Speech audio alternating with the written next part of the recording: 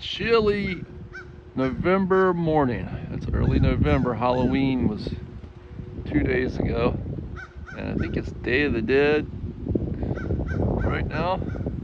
Yesterday, maybe, or today, yesterday and today, or something. These crows were. It's about 50 degrees out, and there's a northeast wind coming off of the water. So, wind chill's probably maybe the coolest day we've had this year or this fall. Not this year because we had winter last. We're still in 2023, so. But it's 50 degrees I think right now, and the wind chill's probably down in the low 40s. But maybe, I don't know. But anyhow, those crows were gliding. They were catching the wind coming off of the water, and they were just hovering. And it was like they were having a contest almost. Those crows are pretty smart. They like to play games. Maybe they were. I don't know. But they were all hovering there, and they were like, one of them would hop up, and it would just sit there with its wings open, and the wind was just holding it up. And they seemed like they were having a lot of fun doing that. I don't know for what other reason they would have been doing that.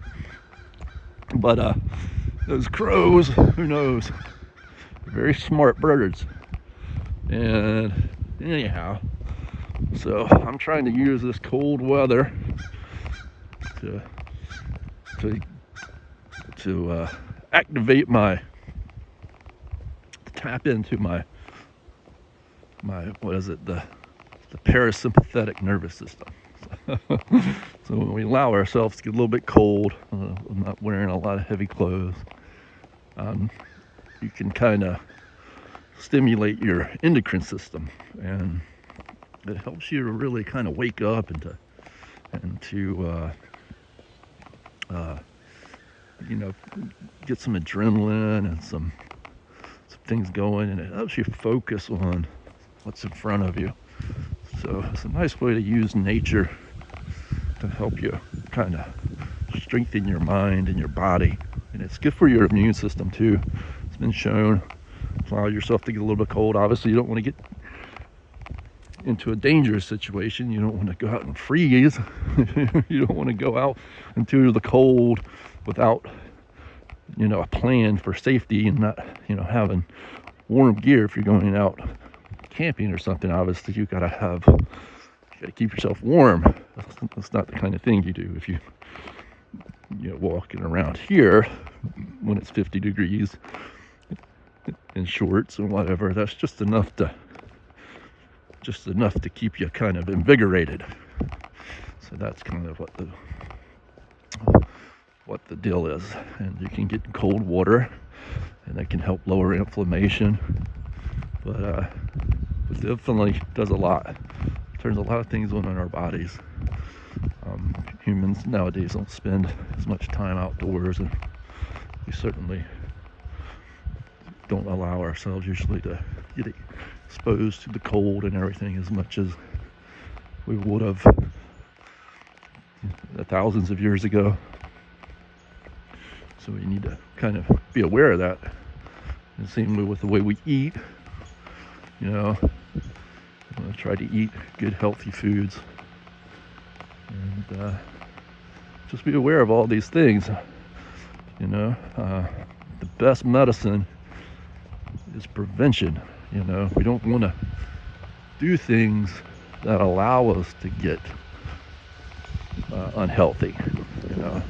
It's better to stay healthy than to get unhealthy, and then to have to try and fix that with medicine and those sorts of things.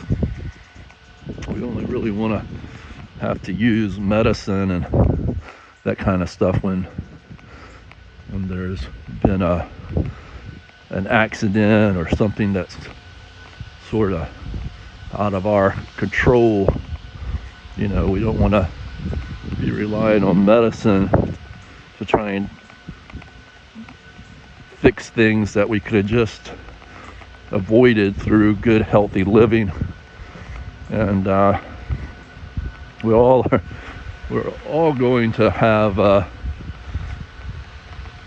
this modern world, it's very hard to always live a good, healthy life, because there's just so many things that are always tempting us, and they're right in front of us. And also partly also because of the way a lot of our occupations are as well. A lot of not everybody can really do the occupations that are really the most healthy occupations. And ironically, there's the thing is there's not many occupations out there that really, if you really look at them, that really have a nice balance between, say, physical activity and good pay and good safe environment and good like mental environment. It's like that's not easy to find an occupation that really has all of those things together. So we have to compensate for that by our own practices and our own setting our own standards. So, you know, if we have a desk job, then we have to make sure we're getting up and moving around, and we're getting exercise, and we're always eating properly no matter what your job is. But you know, if you have a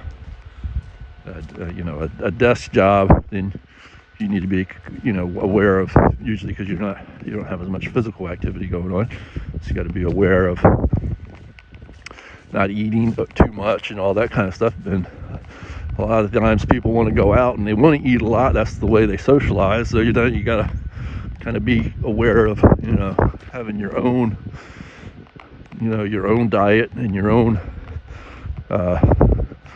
idea of what nutrition is and that sort of thing, and you develop it as a habit, and it's not too hard to maintain it as a habit, you know.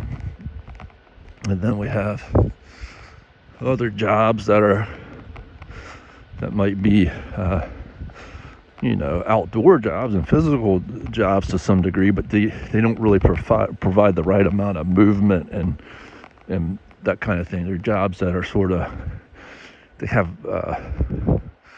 kind of have occupational hazards in them.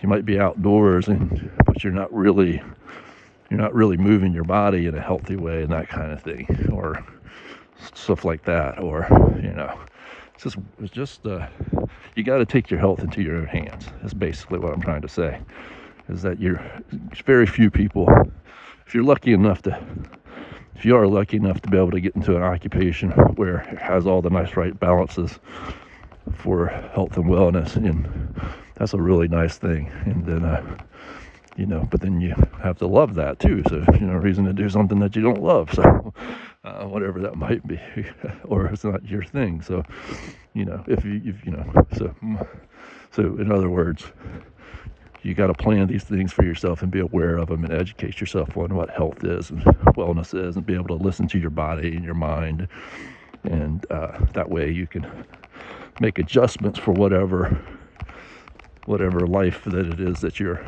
living, is basically the point of it all. And enjoy every day, and try to help other people enjoy their lives. That's always gives back. Give to people, and it gives back to you. Say nice things to people and encouraging things to people. Believe in other people. People need somebody to believe in them. I believe in you, and I love you. Have a wonderful day.